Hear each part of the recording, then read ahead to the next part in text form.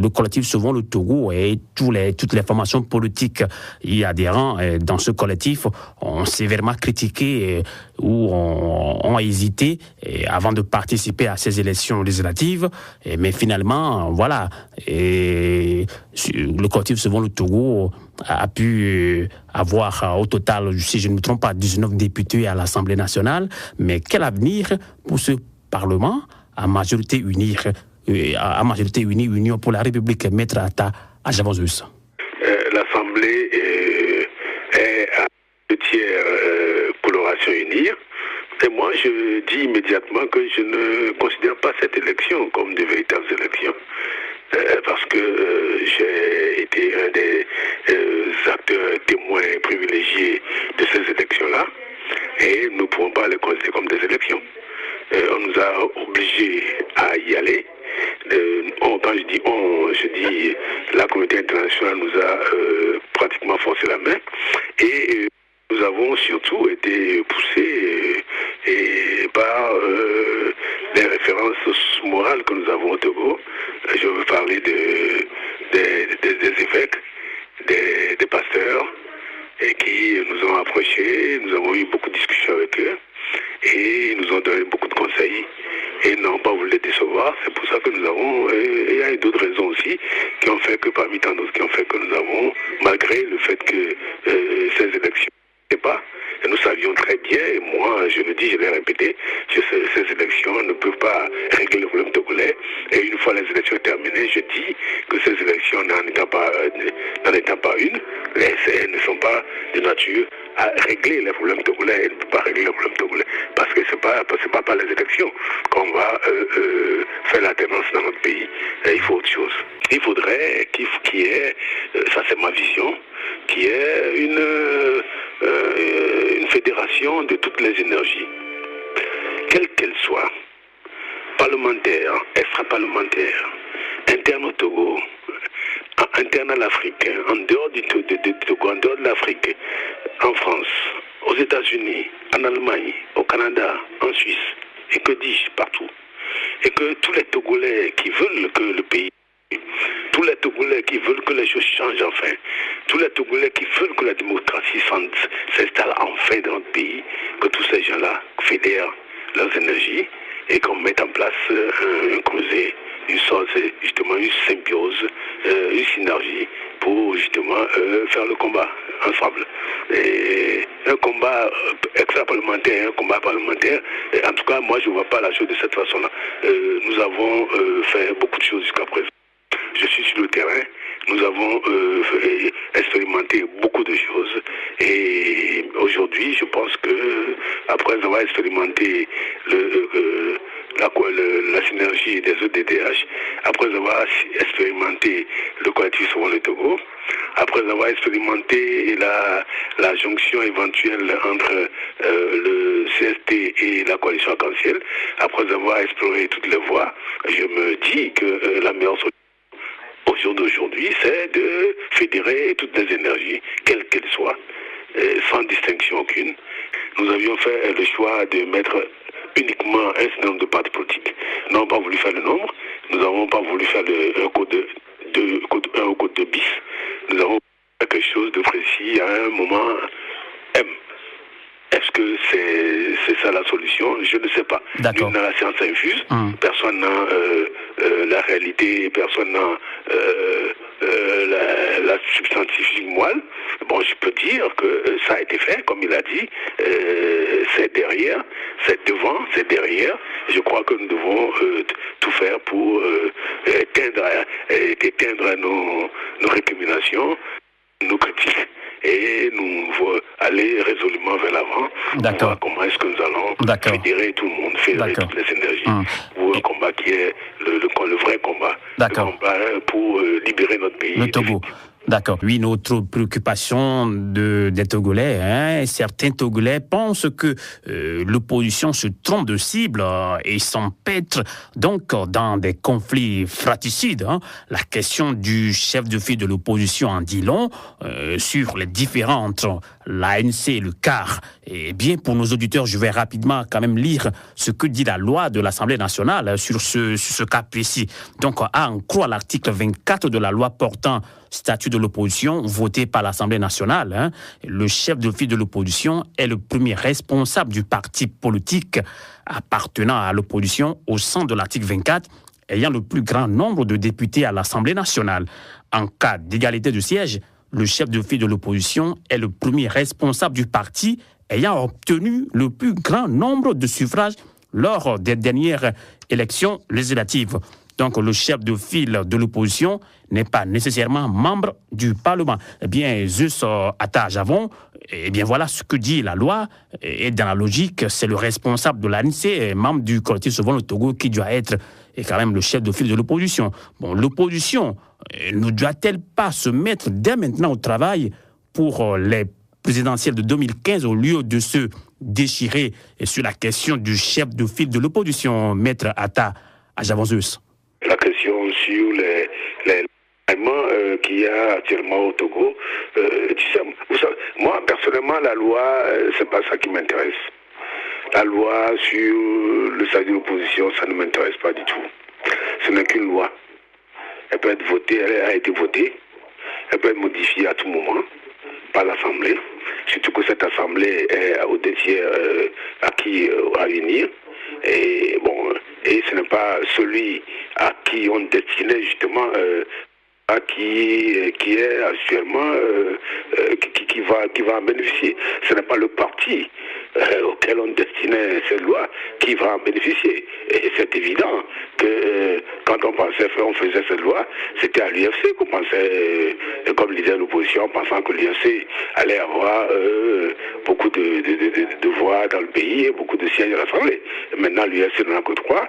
Par la force des choses, il se fait que le parti qui a eu le plus de députés, c'est l'ANC. Bon, je crois que moi, il faut s'arrêter à ça, arrêter ce combat, arrêter cette dispute inutile et ne pas s'accrocher à la loi parce que c'est une loi. Elle a ses dispositions.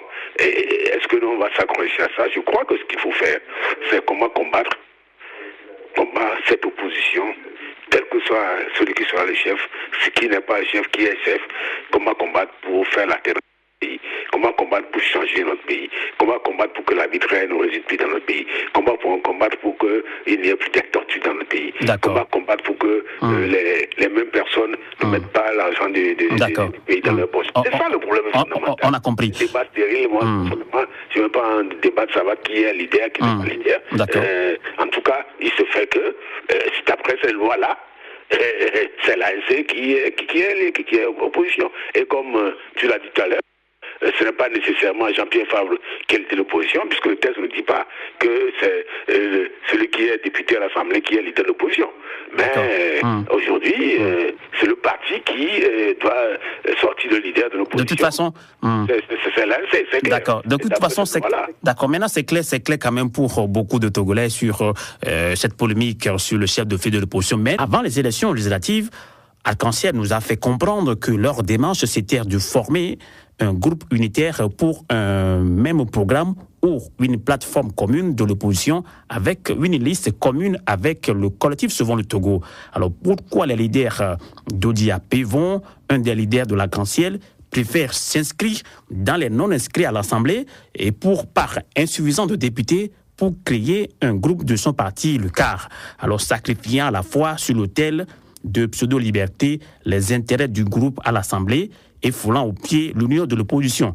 Donc, ce qui est dit avant les élections n'est plus valable après les élections. Est-ce que la coalition Arc-en-Ciel et le collectif Sauvons le Togo, Susso et même l'UFC n'ont-ils pas une occasion unique pour montrer au peuple togolais la sincérité des discours en harmonie avec les pratiques? Concernant la formation des groupes parlementaires, nationale.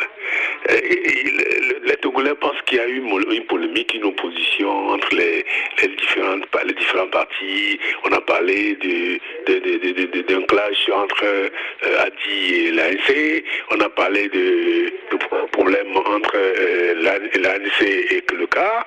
Bon, en tout cas, ce que je peux dire, c'est que moi, j'avais même conseillé fortement au parti Adi, qui avait 3 députés à l'Assemblée nationale, de former son groupe parlementaire avec le groupe ANC pour que si l'UFC arrivait à obtenir que le groupe parlementaire soit composé de 3 personnes, parce que c'était le combat de l'UFC, puisque ça a été fait en 2007, la loi antérieure imposait 8 députés pour former un groupe parlementaire depuis 1994, ce que c'était d'ailleurs le cas à l'époque, qui avait imposé à l'Assemblée cette vue-là à l'époque, et donc que nous avions tous accepté, que nous n'avions pas, on a contesté à l'époque, on n'avait pas accepté, on avait accepté, et puis c'est ce qui a été fait jusqu'en 2007.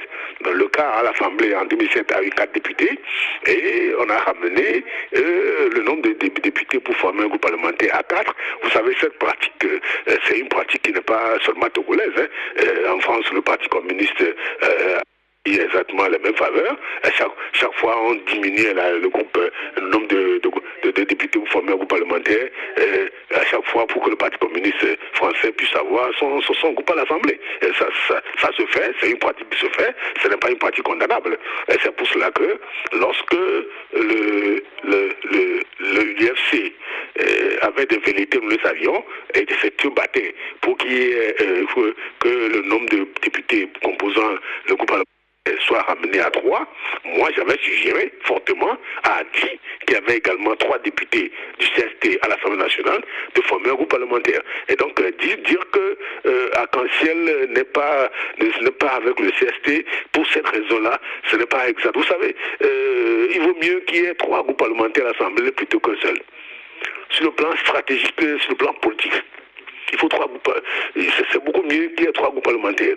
Parce que lorsqu'il y a 3 différents, même si les groupes s'harmonisent, se concertent et travaillent ensemble, il vaut mieux qu'il y ait 3 groupes plutôt qu'un seul groupe représentant l'opposition. Vous savez, parce que dans les organes de décision, s'il y a un seul groupe à l'Assemblée, c'est une seule personne qui représente l'opposition dans ces groupes-là. Alors que s'il y a 3 groupes à l'Assemblée, à la conférence des présidents où les décisions se prennent, où l'ordre du jour et s'arrête, où on arrête les grandes décisions, c'est à la conférence des présidents.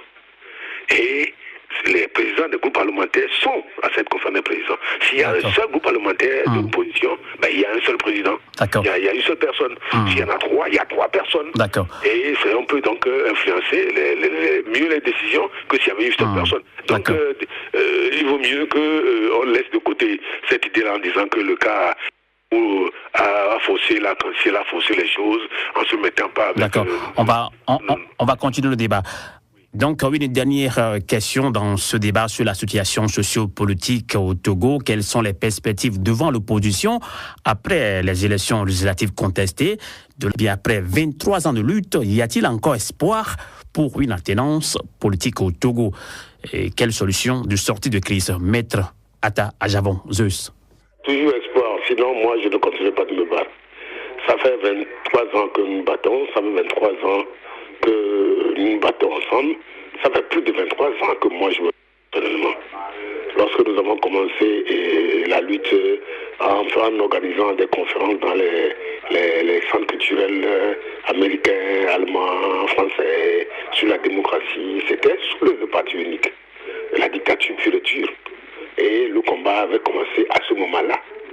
Et c'est ce combat qui a débouché sur beaucoup de choses après. Bon, donc je dis, ce combat, on l'a commencé depuis plus de 25 ans, depuis pratiquement 30 ans maintenant. Et ce combat, moi je le continue. Je ne baisse pas les bras et je dis, je veux voir la tendance dans mon pays. Je veux voir les changements dans mon pays et je ne baisse pas les bras. Et bon, quelle solution? Je vous dirais qu'il n'y a pas de solution miracle. Il n'y a pas de solution miracle, il n'y a pas de potion magique. Il n'y a pas de lecture, il n'y a pas de Yaka fait ceci, on doit faire ceci, Yaka cela, Yaka cela. Il n'y a pas ça. Il y a, comme dit M. Mokovi, à se mettre ensemble, à réfléchir, c'est pour ça que je fédérer toutes les énergies qui veulent réellement le changement dans le pays pour qu'ensemble nous réfléchissions profondément justement à ce que nous pouvons faire pour sauver notre pays. Exactement. Il faut que nous y arrivions et nous devons y arriver. Et d'une manière ou d'une autre, il n'y a pas de solution miracle. Le collectif Sauvons le Togo est-il toujours un collectif fort? Oh oui, vous savez, le collectif Sauvons le Togo, malgré ce qui s'est passé lors des élections, est un collectif très fort. Je vais vous dire quelque chose. Les élections ne sont pas notre objectif au collectif Sauvons le Togo. Les élections ne sont qu'un des aspects. Et l'aspect intéressant, les partis politiques. Nous ne sommes pas, la plupart des entités membres du collectif Sauvons le Togo ne constituent pas des partis politiques. Ce sont au contraire des associations, des membres de la société civile, des organisations des droits de l'homme. Et notre objectif, ce n'est pas aller à des élections. Ce n'est pas conquérir le pouvoir. Nous, c'est changer le pays de ensemble. Et pour nous, l'objectif est toujours là. Et nous sommes toujours très forts. Et nous pouvons toujours faire mal, très mal. Et vous savez, nous disons, les élections sont passées, nous n'avons rien dit, nous n'avons rien à dire. C'est quelque chose d'éminemment politique.